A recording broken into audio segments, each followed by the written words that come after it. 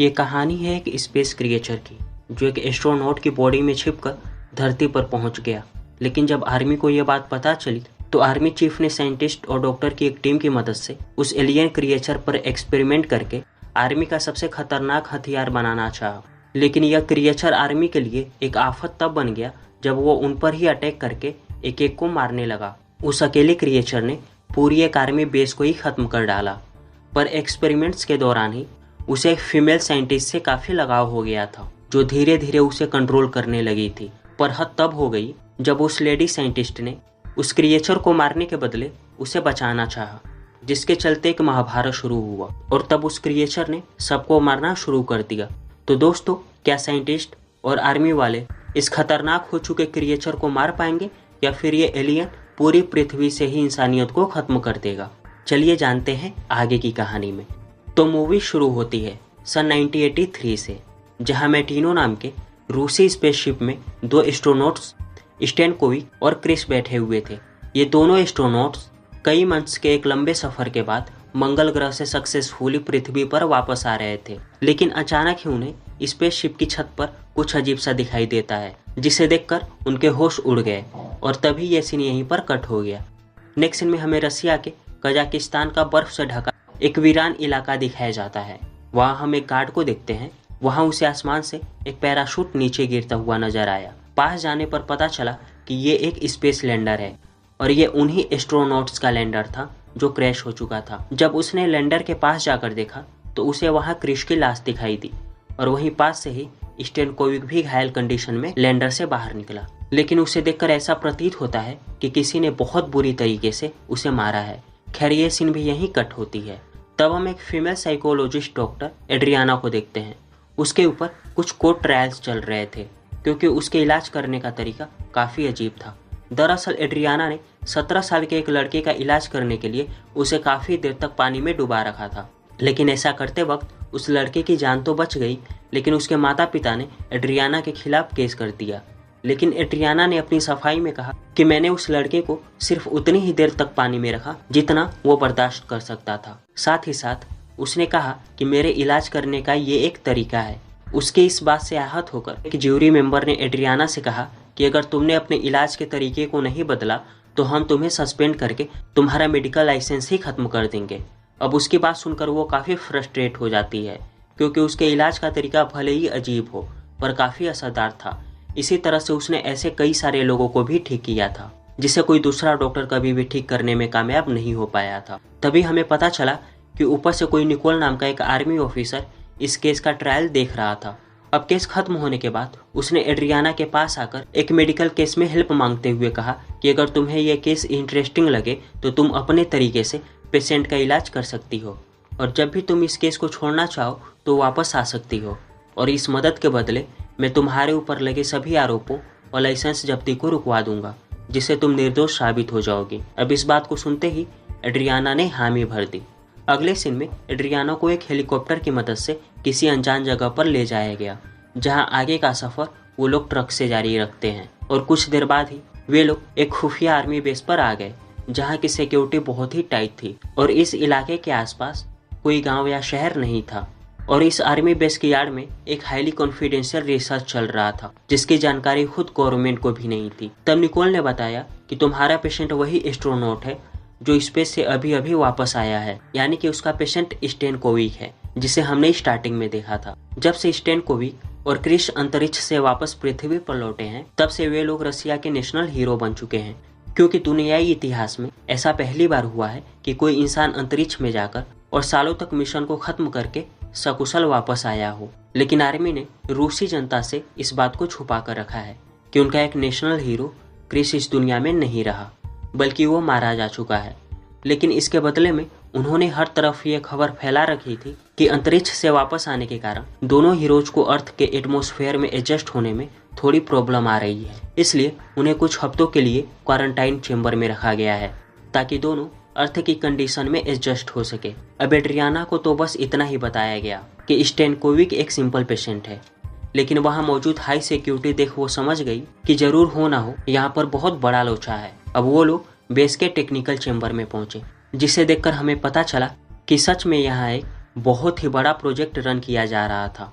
वहीं अंदर के एक चैम्बर में रीगल नाम का एक डॉक्टर स्टेनकोविक का इलाज करने की कोशिश कर रहा था। तब ये देखकर एड्रियाना चाय की एक कप लेकर उसके चैम्बर में गई। स्टेनकोविक रोज रोज बिना किसी बात पर ऐसे एग्जामिन और इलाज से थक चुका था, यहाँ तक कि रीगल को दूर से देखकर वो परेशान हो जाता। लेकिन एड्रियाना यहाँ उसे बहुत अच्छे से बात करती है और ट्रीट करती है। उसने किसी भी प्रकार की जबरदस्ती स्टेनकोविक से नहीं करी। उसने क्रैशिंग के बारे में छोड़कर बस उसके यहाँ रहने और यहाँ मिली सुख सुविधाओं के बारे में पूछा। तब स्टेनकोविक ने उससे बहुत अच्छे से बात करी और बताया कि वो घर जाना चाहता है। अब एड्रियाना ने चैम्बर से बाहर आकर निकोल को बताया कि हादसे की वजह से उसके दिमाग पर काफी गहरा असर हुआ है, जिसकी वजह से उसने डिप्रेशन में आकर अपनी सेंसिटिविटी को गंवा दिया है। यह बता उसने निकोल से कहा कि मुझे इस केस में ऐसा कुछ नहीं दिखता जिसे कोई भी दूसरा डॉक्टर ठीक नहीं कर पाए।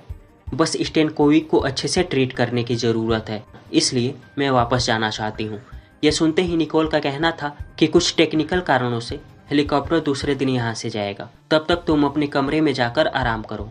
अगले सीन में जब एड्रियाना रात के समय अपने कमरे में बैठी हुई थी कि तभी निकोल ने वहाँ आकर उसे अपने साथ चलने को कहा और तब वो दोनों बिना देरी किए वहाँ मौजूद ऑब्जर्वेशन चैम्बर में आते हैं, जहाँ स्टेनकोविक को एक high quality bullet proof glass से बने चैम्बर के कमरे में रखा गया था।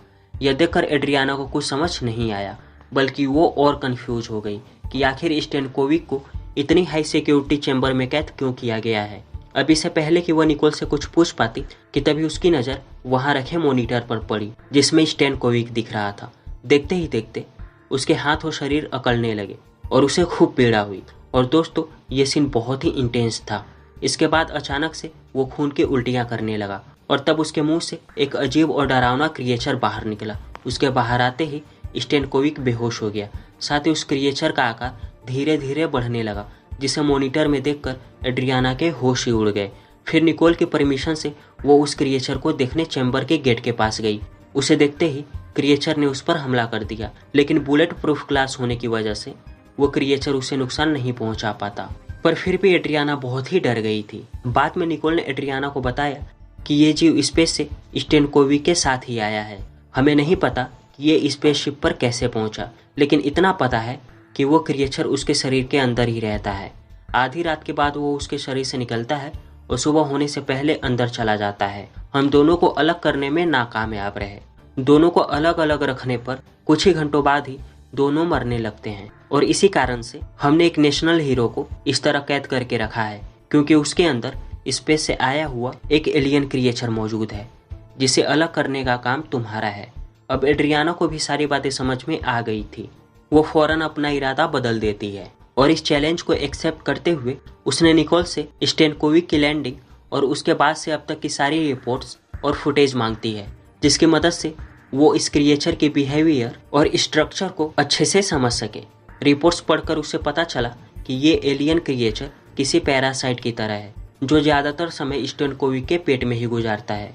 और इस बात का पता खुद स्टेनकोविक को भी नहीं है कि उसके पेट में कोई पैरासाइट एलियन जीव है। वो उसका पूरा दिमाग कंट्रोल करता है। जब वो एलियन पेट में रहता है तो उसकी लंबाई लगभग 30 सेमी होती है, लेकिन स्टेनकोविक के शरीर से बाहर निकलते ही उसे भरपूर मात्रा में ऑक्सीजन मिलता है, जिससे उसकी लंबाई बढ़कर लगभग 1 मीटर हो जाती है। साथ ही वो एलियन क्रिएचर स्टेनकोविक के शरीर से बाहर निकलने के लिए एक टॉक्सिन रिलीज करता है, जिससे स्टेनकोविक के शरीर की मसल्स लूज होकर फैल जाती है और वो एलियन आसानी से बाहर निकलता है। ये एक तरह का ऐसा प्रोसेस है जैसा एक बच्चे का डिलीवरी के टाइम होता है। यह क्रिएचर हर रात 2:40 से लेकर 3:10 के बीच उसके शरीर से बाहर निकलता है और कुछ समय बाहर रहने के बाद वो वापस स्टेनकोविक के शरीर में चला जाता है। एड्रियाना को रिपोर्ट पढ़कर यह भी पता चला कि रीगल ने एक बार उस क्रिएचर को स्टेनकोविक के शरीर से अलग करने की कोशिश की थी, लेकिन उस क्रिएचर से अलग होते ही स्टेनकोविक की हालत बहुत ही खराब हो गई। लेकिन जैसे ही वो क्रिएचर स्टेनकोविक के शरीर में वापस गया तो स्टेनकोविक बिल्कुल ठीक हो गया। यानी क्रिएचर ने ही स्टेनकोविक को अब तक बचा रखा है, वरना लैंडर क्रैश होने के समय ही उसकी स्थिति बहुत ही क्रिटिकल थी और उसका जिंदा रह पाना नामुमकिन था। लेकिन इस एलियन की वजह से उसके सारे जख्म सिर्फ 2 दिनों में ही पूरी तरह से ठीक हो गए। साथ ही ये क्रिएचर स्टेनकोविक के खाए हुए खाने को खाकर जिंदा रहता है। लेकिन एड्रियाना को यह जानना था कि यह क्रिएचर एग्जैक्टली क्या खाता है। तब उसे इन फाइल्स में स्टेनकोविक की पर्सनल डिटेल्स भी मिलती है, जिससे उसे यह पता चला कि स्टेनकोविक का 6 साल का एक नाजायज बेटा भी है, क्योंकि अभी तक स्टेनकोविक ने उसकी माँ से शादी नहीं करी थी और लड़के की माँ की डेथ के बाद उस बच्चे को ऑर्फनेज भेज दिया गया। अब अगले दिन इंट्रोगेशन के दौरान एड्रियाना ने सबसे पहले स्टेनकोविक से उसके फेवरेट सॉन्ग के बारे में पूछा। स्टेनकोविक ने बहुत ही पोलाइटली आंसर दिया। इंट्रोगेशन बहुत अच्छे से चल रही थी। पता चला कि स्टेनकोविक अपनी याददाश्त खो चुका है, उसे कुछ भी याद नहीं होता। लेकिन तभी एड्रियाना ने उससे कहा कि तुम एक बुरे पिता हो जिसने अपने सिर्फ 6 साल के बेटे को ऑर्फनेज में सड़ने के लिए छोड़ दिया। ये सुन स्टेनकोविक को बहुत बुरा लगता है, क्योंकि उसे इन सब के बारे में पता ही नहीं था। साथ ही हम एड्रियाना की बात से समझ पाते हैं कि उसने जानबूझकर स्टेनकोविक को गुस्सा दिलाया, ताकि गुस्से के कारण उसके बिहेवियर में कुछ बदलाव आ सके, क्योंकि वो हमेशा शांत ही रहता है। फिर एड्रियाना ने तुरंत ही रीगल से स्टेनकोविक का ब्लड टेस्ट करने को कहा, जिससे यह पता लगाया जा सके कि आखिर वो एलियन एग्जैक्टली क्या खाता है। साथ ही उसने निकोल से कहा कि वो स्टेनकोविक को ग्लास चैम्बर से निकालकर किसी अच्छे से कमरे में शिफ्ट कर दे, ताकि स्टेनकोविक को ऐसा फील ना हो कि यहाँ उसे कैद करके रखा गया है। तब निकोल ने उसे ग्लास चैम्बर से निकालकर एक नॉर्मल कमरे में शिफ्ट करवा दिया। साथ ही इसी कमरे में एक टेलीविज़न भी था। बाद में उस कमरे में एड्रियाना आती है। तब स्टेनकोविक ने उसे बताया कि स्पेस में जाने से चंद मिनट पहले ही मुझे अपने बेटे और उसकी माँ के बारे में पता चला था, इसलिए मैंने यह सोचा कि वापस आने के बाद मैं उसे ऑर्फनेज से वापस ले आऊँगा। लेकिन वापस आने के बाद से मैं यहीं पर फंसा हुआ हूँ। साथ ही उसने ये भी बताया कि जब उसकी गर्लफ्रेंड प्रेग्नेंट थी तो उसने अपनी प्रेगनेंसी की बात उसे हमेशा छिपाए रखा, इसलिए मुझे अपने बेटे के बारे में 5 सालों तक पता ही नहीं चला। एक बार फिर से रात को जब वो एलियन बाहर आता है तो एड्रियाना दोबारा से उसके सामने गई और पिछली बार की तरह ही इस बार भी उनके बीच बुलेट प्रूफ ग्लास होता है। पर इस बार क्रिएचर ने उसे देखकर उसके ऊपर हमला करने की कोशिश नहीं की, बल्कि वो तो एक खिलौने की तरह एड्रियाना से अट्रैक्ट हो रहा था। तब कुछ सोचकर एड्रियाना उस बुलेट प्रूफ चैम्बर के अंदर गई और जब वो उसे छूने की कोशिश करती है तभी क्रिएचर ने डर कर उस पर हमला कर दिया और उसके पैरों को बुरी तरह से काट लिया। तब सोल्जर्स की मदद से किसी तरह एड्रियाना को वहाँ से बाहर ले जाया गया। बाद में होश आने के बाद वो निकोल को बताती है कि वो क्रिएचर स्टेनकोविक के फीलिंग्स को महसूस कर सकता है और शायद इसलिए स्टार्टिंग में वो उसे कोऑपरेट कर रहा था। अगले सीन में एड्रियाना उस वीडियो फुटेज को देख रही थी। पता चला कि उस वीडियो से कुछ छेड़छाड़ की गई है। तब इसके बारे में उसने रीगल से पूछा, लेकिन वह उसे कुछ नहीं बताता। दरअसल रीगल एड्रियाना को पसंद नहीं करता था और वह इस क्रिएचर पर रिसर्च करके नोबेल प्राइज लेना चाहता था, इसलिए उसने एड्रियाना को कुछ भी बताने से साफ इनकार कर दिया। जिस पर एड्रियाना ने कहा कि मुझे तुम्हारे नोबेल प्राइज से कोई मतलब नहीं है, ना ही मैं तुम्हारे रास्ते में आऊँगी, बल्कि मैं तो तुम्हारी मदद करना चाहती हूँ। इसलिए मुझे सिर्फ सच जानना है, क्योंकि मुझे पता है कि मुझसे बहुत कुछ छुपाया जा रहा है। वहीं रीगल को भी यह बात पता थी कि अकेले वो अपनी रिसर्च पूरी नहीं कर सकता, क्योंकि इस केस में काफ़ी दिनों से लगे होने के बाद भी उसे कोई खास जानकारी नहीं मिल पाई। लेकिन एड्रियाना के आने के बाद ही उसे कुछ खास इंसाइट्स मिले हैं और इस चीज़ को देखते हुए वो एड्रियाना की मदद करने के लिए तैयार हो गया। तब उसने क्रिएचर के बारे में एड्रियाना को बहुत सारी गुप्त जानकारियाँ बताई, जिसके बाद रीगल एड्रियाना को एक गाड़ी में छुपाकर फैसिलिटी के दूसरी ओर ले गया, जहाँ सिर्फ चुनिंदा लोगों को ही जाने की परमिशन थी। वहाँ पहुँचने के बाद वो उसे एक नाइट विजन टेलीस्कोप देकर कहता है कि तुम गाड़ी के अंदर ही छुपकर सब कुछ देखो। इतना बोलकर रीगल वहाँ से चला गया। एड्रियाना ने देखा कि वहाँ एक कैदी को केज के अंदर ले जाया जा रहा था। वहाँ पर निकोल भी मौजूद था। फिर सारी लाइट्स बंद कर दी गई और तब वो क्रिएचर सामने से निकलकर उस केज में दाखिल हुआ और उस कैदी पर अटैक करके उसे एक ही झटके में मार दिया और उसे खाने लगा। ये देखकर एड्रियाना के होश ही उड़ जाते हैं और उसे उल्टियाँ भी होने लगती हैं। हमें पता चला कि ये केज ग्लास चैम्बर से जुड़ा हुआ है, जिसके अंदर स्टेनकोविक को हर रात गुपचुप तरीके से यहाँ शिफ्ट कर दिया जाता है। फिर वो क्रिएचर केज में आकर रोज एक प्रिजनर का शिकार करता है। अब गाड़ी में वापस आने के बाद रीगल ने एड्रियाना को सारी सच्चाई बताई, जिसमें उसने बताया कि जब हमें स्टेनकोविक मिला था तो उसकी कंडीशन बहुत ही ज़्यादा ख़राब थी, लेकिन उसके अंदर एक क्रिएचर होने की वजह से उसकी बड़ी से बड़ी इंजरी सिर्फ 2 दिनों के भीतर ही सही हो गई और वो इतनी जल्दी रिकवर कर गया जितने में किसी आम आदमी का रिकवर कर पाना लगभग नामुमकिन था। और एक दिन जब वो एक हॉस्पिटल में था तो इस क्रिएचर ने एक नर्स को मारकर उसे खा लिया और इस दिन के बाद से ही स्टेनकोविक के अंदर एनर्जी का लेवल बहुत बढ़ गया वो बहुत एक्सरसाइज करने के बाद भी नहीं थकता। इसके बाद से उस क्रिएचर को मछली से लेकर सूअर तक सब कुछ खाने को दिया गया, मगर ऐसा करने से स्टेनकोविक की तबीयत फिर से खराब होने लगी। तब निकोल ने आखिरकार एक प्रिजनर को उसके हवाले कर दिया, जिसे खाने के बाद जब क्रिएचर स्टेनकोविक के अंदर गया तो उसकी तबीयत वापस से सही हो गई। अब नेक्स्ट मॉर्निंग जॉगिंग के बहाने एड्रियाना और स्टेनकोविक बाहर जाते हैं, जहां एड्रियाना ने स्टेनकोविक को सारी सच्चाई बताते हुए कहा कि उसके अंदर एक एलियन क्रिएचर का वास है जिसने बहुत से लोगों को मार दिया है। ये रात में बाहर आता है और शिकार कर वापस चला जाता है। अब ये सुनकर उसने एड्रियाना से कहा कि तुम मुझे रात में मिलो। फिर रात में स्टेनकोविक अपने कमरे के बाहर उस पर नजर रख रही एक रिसेप्शन लड़की को अपने बातों में फंसाकर उसे बेहोश कर दिया। फिर टीवी के अंदर लगे मैग्नेट को निकाल लिया। वो उस मैग्नेट की मदद से कॉरिडोर में मौजूद सीसीटीवी कैमराज को क्रॉस करके गार्ड्स को चकमा देते हुए उस कमरे में गया जहां उसके दोस्त क्रिश की लाश रखी हुई थी। यहाँ स्टेनकोविक ने रिवील किया कि उसे इस एलियन के बारे में पहले से ही पता है, यहाँ तक कि उसे वो सारी चीज़ें महसूस और दिखाई देती हैं जो क्रिएचर करता है। यानी कि क्रिएचर जो भी फील करता है वो सारी की सारी चीज़ें स्टेनकोविक को भी फील होती है, और उसे अच्छे से पता है कि हर रात यह क्रिएचर एक प्रिजनर का शिकार करता है। लेकिन इतना सब जानने के बाद भी वो अनजान बना हुआ है, क्योंकि रियलिटी अगर निकोल को पता लग गई तो वो उसे इस फैसिलिटी से कभी भी बाहर नहीं जाने देगा। उसने बताया कि कुछ ही दिनों बाद यहाँ एक इंस्पेक्शन टीम आने वाली है जो उसे इंस्पेक्ट करेगी, और सब कुछ ठीक रहने के बाद वो उसे घर जाने के लिए क्लीन चिट दे देगी, और इसलिए उनके आने तक उसे ये एक्टिंग जारी रखना होगा। और ऐसा तभी पॉसिबल है जब तक वो इन बातों से अनजान बना रहे। इसलिए उसने एड्रियाना से रिक्वेस्ट की कि तुम ये राज निकोल को नहीं बताओगी, क्योंकि अगर इस बात का पता निकोल को चल गया तो वो मुझे बाहर कभी नहीं जाने देगा। उसने एड्रियाना को ये बातें इसलिए बताई क्योंकि उसे अच्छे से पता था कि वो बहुत ही इंटेलिजेंट और इमोशनल है। ये सब सुनकर एड्रियाना गुस्से से पागल हो गई।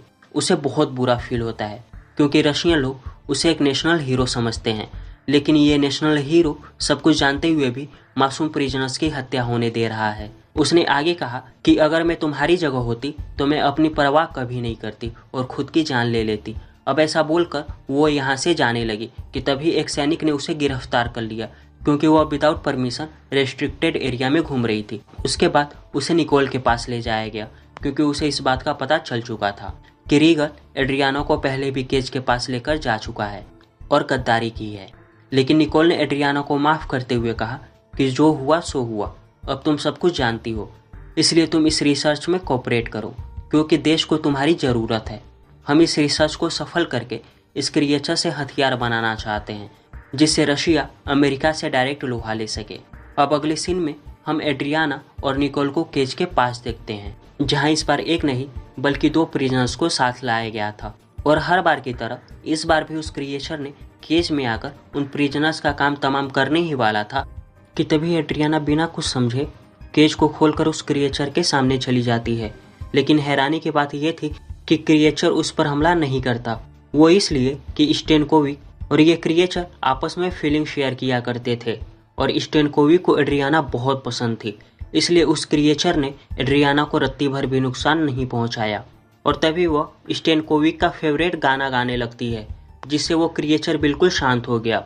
जबकि दूसरी तरफ स्टेनकोविक किसी तरह वापस से होश में आने लगा। यहाँ हुए सीक्वेंस से हमें समझ में आया कि स्टेनकोविक अपनी सेंसेस की मदद से कुछ हद तक उस एलियन को कंट्रोल कर सकता है। कि इसी बीच एक प्रिजनर वहां से भागने की कोशिश करता है, लेकिन वो गलती से फिसल गया, जिसके शोर सुनकर क्रिएचर डाइवर्ट हो गया और तब उसने उस प्रिजनर को मार दिया। ये देखकर एड्रियाना काफी डर गई।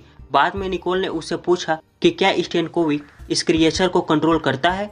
इस पर एड्रियाना कहती है कि वो इस एलियन को पूरी तरह से कंट्रोल नहीं कर सकता। तब निकोल ने कहा कि अगर तुम्हें और ज्यादा समय दिया जाए तो तुम कोई ना कोई तरीका ढूंढ ही लोगी जिससे स्टेनकोविक और क्रिएचर को अलग किया जा सके। अगली सुबह जब एड्रियाना और रीगल क्रिश की बॉडी का इंस्पेक्शन कर रहे होते हैं कि तभी एड्रियाना रीगल से बताती है कि क्रिश को कैंसर था, जिसका पता हमारे डॉक्टर्स को नहीं चल पाया। लेकिन उस एलियन को ये बात पता लग गई थी, इसलिए उसने क्रिश को मार डाला और स्टेनकोविक के शरीर में रहने का फैसला किया। साथ ही उसने रीगल से यह भी कहा कि मैं स्टेनकोविक को लेकर यहाँ से भागने वाली हूँ, जिसके लिए मुझे तुम्हारी मदद की ज़रूरत पड़ेगी। लेकिन वो निकोल के डर से उसकी मदद करने तैयार नहीं होता, लेकिन थोड़ी कोशिश करने के बाद वो तैयार हो गया। क्योंकि वो नोबेल प्राइज के चक्कर में और निर्दोष लोगों की जान नहीं लेना चाहता। बाद में हम एड्रियाना को स्टेनकोविक के पास देखते हैं, जहां उसने बताया कि आज हम दोनों यहाँ से भागने वाले हैं, लेकिन भागने से पहले ही मैं उस क्रिएचर को तुम्हारे बॉडी से अलग कर दूंगी। दरअसल एड्रियाना का प्लान था कि वो उसके शरीर में एक ऐसा केमिकल इंजेक्ट करेगी जिससे उसके शरीर में कुछ देर के लिए कैंसर के सिम्टम्स जनरेट हो जाएंगे, जिसकी वजह से वो क्रिएचर मजबूरन उसका शरीर छोड़कर बाहर निकल आएगा और वो क्रिएचर उसके शरीर के बिना ज़्यादा देर तक जिंदा नहीं रह सकता, क्योंकि उसे धूप बर्दाश्त नहीं होती। यही वजह है कि वो रात के समय ही बाहर निकलता है, जबकि दिन में वो उसके शरीर में ही छिपा रहता है। इसके बाद एड्रियाना और स्टेनकोविक कुछ सोल्जर्स को बेहोश करके वहां से भाग निकलने में कामयाब होते हैं, जबकि दूसरी तरफ रीगल हाई कमांड को निकोल के इलीगल एक्सपेरिमेंट के बारे में खबर देता है। दूसरी तरफ निकोल को पता चल चुका था कि एड्रियाना और स्टेनकोविक वहां से भाग गए हैं और इस समय रीगल ने उनकी मदद की है। उसे यह भी पता चल चुका था कि रीगल ने उसके खिलाफ हाई कमांड में कंप्लेंट कर दी है, इसलिए वो उसे शूट करके खत्म कर देता है। उसे मारने के बाद वो अपने सैनिकों को एड और स्टेनकोविक के पीछे भेजता है, जहां वो लोग एड्रियाना और स्टेन को घेर लेते हैं। जहां वे लोग उन्हें मारने ही वाले थे कि तभी कोई रास्ता नहीं देख मजबूरन स्टेनकोविक ने खुद को कैंसर सिम्टम्स वाला इंजेक्शन लगा लिया, जिसके बाद एलियन उसके शरीर से बाहर आता है और सभी को मार डालता है। मौका देख दोनों वहां से भाग जाते हैं, जिससे वो एलियन पीछे छूट जाता है और सैनिकों से फाइट करता रहता है और इन सब में वो निकोल को भी घायल कर देता है। इधर दोनों एक दूसरे से दूर जाते ही कमजोर होने लगे, क्योंकि उन दोनों में एक सिम्बायोटिक रिलेशन बन गया था, यानी वे दोनों ही एक दूसरे पर डिपेंडेंट थे। एलियन से स्टेनकोविक को ताकत मिलती थी और उसके शरीर में रहकर ही वो क्रिएचर जिंदा था। अब आगे जाने पर स्टेनकोविक की हालत काफी खराब हो चुकी थी। दूसरी तरफ निकोल ने उस क्रिएचर को पकड़ लिया, क्योंकि वो भी काफी कमजोर हो चुका था। अगले सीन में निकोल एड्रियाना और स्टेनकोविक के पास पहुंचता है। हालांकि स्टेन लगभग मरने की कगार पर आ चुका था, इसलिए निकोल ने उस एलियन को केस से आजाद कर दिया, क्योंकि वो क्रिएचर को मरने नहीं देना चाहता। पर वो एड्रियाना को मारने ही वाला था कि स्टेन ने उस क्रिएचर के माइंड को कंट्रोल करके सबको खत्म कर देने का ऑर्डर दिया। अब क्या था, उस एलियन ने अपना काम पूरा किया और सबको खत्म कर दिया। बेचारा निकोल भी मारा गया। इन सब के बाद वो फिर से स्टेन के अंदर चला गया, जिससे उसकी तबीयत दोबारा से ठीक हो गई। लेकिन इतना खून खराबा देखने की वजह से स्टेन को काफी दुख होता है। उसे पता था कि अगर वो क्रिएचर जिंदा रहेगा तो रोज एक लोगों को मारेगा, इसलिए वो खुद को शूट कर लेता है ताकि उसके साथ वो एलियन भी मारा जाए। तब तक वहां पर हाई कमांड वाले भी आ गए थे और यहाँ पर स्टेन भी मर जाता है। अब मूवी के अंतिम सीन में हम देखते हैं एड्रियाना ने स्टेन के बेटे को ऑर्फनेज से एडॉप्ट कर लिया। और दोस्तों, ये अमेजिंग मूवी यहीं पर खत्म होती है। तो अगर आपको हमारी ये कहानी पसंद आई हो तो हमारे इस चैनल को लाइक और सब्सक्राइब जरूर करें, क्योंकि हमें आपके सपोर्ट की बहुत ज़्यादा ज़रूरत है। तो मिलते हैं हम आपसे अपनी नेक्स्ट वीडियो में। तब तक के लिए टाटा और बाय बाय।